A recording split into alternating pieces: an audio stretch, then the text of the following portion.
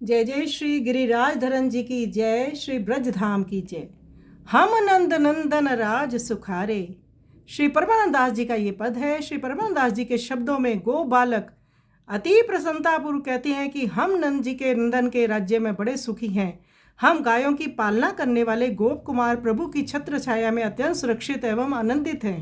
प्यारे कन्हैया अपनी गायों का, जो कि वृंदावन में विचरती हैं, उनके रक्षक और प्रतिपालक हैं।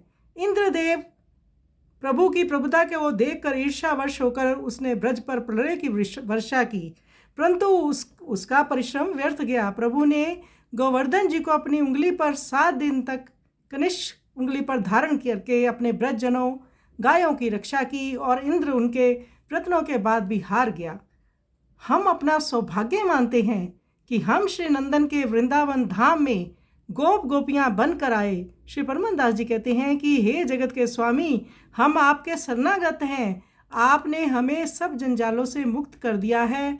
बड़े सौभाग्य की बात है कि ब्रज धाम में जिनको वास मिले और जो श्री नंद नंदन के राज्य में हों, तो वो उन्हें तो सुख ही सुख है। आइए सुंदर पद का हम श्रवण करें।